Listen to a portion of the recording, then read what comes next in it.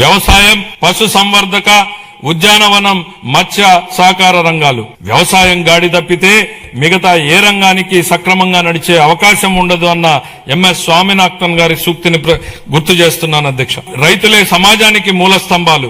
వారు పండించే ఆహారమే ప్రతి కుటుంబానికి మూలాధారం. అందువల్ల రైతుల సంక్షేమమే మా ప్రభుత్వానికి అత్యున్నత ప్రాధాన్యం. అన్నదాత సుఖీభవ పిఎం కిసాన్ పథకం కింద 2025-26 ఆర్థిక సంవత్సరంలో 46.86 లక్షల రైతు కుటుంబాలకు 20,000 రూపాయలు చొప్పున పెంచిన ఆర్థిక సహాయాన్ని అందిస్తూ మొత్తం 6,600 కోట్లను విడుదల చేశాం. కొత్తగా అమలు చేసిన జీఎస్టీ 2.0 సంస్కరణల ద్వారా వ్యవసాయం మరియు అనుబంధ రంగాలకు సంబంధించిన ఉత్పత్తులు, వ్యవసాయ పరికరాలు, ట్రాక్టర్లపై పన్నుల భారం గణనీయంగా తగ్గించబడింది. దీనివల్ల రైతులకు ప్రత్యక్షంగా లాభం చేకూరుతుంది. పశు సంపదకు పొంచి ఉన్న ఆరోగ్యపరమైనటువంటి ప్రమాదాలను తగ్గించే దిశగా పశు బీమా పథకం అమలుకు మేము నిరంతరం ప్రాధాన్యత ఇస్తున్నాం. పశు సేవలను మరింత బలోపేతం చేయడానికి కొత్త పశు వైద్య భవనాల నిర్మాణానికి 20 కోట్లను కేటాయిస్తూ మౌలిక వసతులను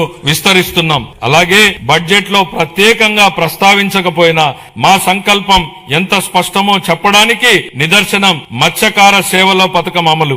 ఈ పథకం ద్వారా ఆర్థిక సహాయాన్ని 10,000 నుండి 20,000కు పెంచాం. దీని ద్వారా 1,20,000 మంది మత్స్యకార కుటుంబాలు లాభపడుతున్నాయి.